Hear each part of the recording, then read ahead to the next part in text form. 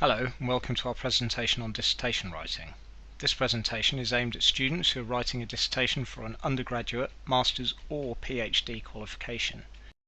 It is useful if you're at the beginning, middle or end of the writing up process, and even if you have not yet started. It will examine exactly what a dissertation is and provide some practical guidance on the 3 key stages of dissertation writing. Get these 3 right and you're well on your way to producing a top piece of work. So, what is a dissertation? Many students do not have a clear idea of what they are or what their purpose is. They are often seen as a means to an end, a necessary ordeal on the path to obtaining a desired qualification.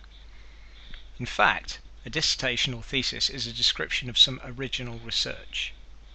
Original research simply means research that has not been done before. This does not mean that every dissertation has to describe groundbreaking research. It simply means that that particular research problem has not been approached in that setting or using exactly that method in the past. The research must have been carried out by the student. Again, this does not mean that every dissertation starts from scratch. That would obviously be ridiculous. All research is informed by other people's work and builds on other, normally published research. Some dissertations are simply a synthesis or review of other people's research that has been published, a literature review. There are nearly always prescribed formats for dissertations. These should not be ignored. Obtain the required format from your academic department or supervisor and use it. Read it before you start and keep referring to it. At least this means you will get the basics correct. The definition of a thesis is actually an unproved statement that is put forward as a premise in an argument. In creating a dissertation, you are putting together a view or standpoint that you will be able to defend. Above all, a dissertation is written proof of a learning process. In the preparation of the dissertation, the student will have mastered a certain set of skills relating to research problem definition, hypothesis testing, methodology selection, analyses, interpretation, and drawing conclusions. The dissertation is a way of showing the marker that you can do all this and more. This section is all about the 3 key stages of dissertation writing, common mistakes that students make, and how to avoid them. All stages of dissertation writing can be hard, but students tend to get particularly stuck at 3 points. The first stage is when choosing a dissertation topic. Most students have free rein on this and can choose to study what they wish, provided it is related to the field that they are studying, of course. The freedom to choose has its advantages. You don't have to study something that you hate, for example. However, it also brings with it the dreaded, I don't know what to research, dilemma. Here, you will be given some tips on how to get over that mental block. The second stage that causes difficulties is the start of the write-up. Here, the research is done and stored in the form of laboratory results, calculations, interviews, notes, collections of documents, papers, etc., and the student is sat staring at a blank screen that is meant to become their thesis. Making the transition from research to writing up can be a real stumbling block, and some helpful hints on dealing with that are given here. Finally, the third stage, where you think you're all done but have read and reread your dissertation so many times you are doubting your ability to judge it properly and spot errors. Some ways of getting around this are outlined here. Choosing the dissertation topic. Passion. For some people, their dissertation topic will be obvious. There will be one particular subject or area that stood out amongst all others. This may be the very reason that you wanted to do that degree in the first place, or something new that you have discovered. For other people it's not so clear cut, so what can they do? The answer is to start reading. Go back over all your old notes, lectures, essays, tutorial sessions and folders. Put them in order ranging from the ones that you liked to the ones that you hated. Then start with the ones that you liked. Read more widely around the subject. Start with books and move on to journals. If all else fails, just do an internet search and find out about new developments in the field. It may provide the missing inspiration. Publications. Look for 2 key groups of publications. Firstly, look out for the highly regarded dissertations in your department. They will be in the library. Is there a method that you could adapt? Is there a research question that you could approach in a different way? Could you apply a new way of thinking to an old theory? This is not cheating. Research is always built on the findings of others. Secondly, what are the particular strengths of your academic department? Does your academic institution have a particular set of archives that people travel from miles around to see? Do they have a state-of-the-art piece of equipment that others wish they had?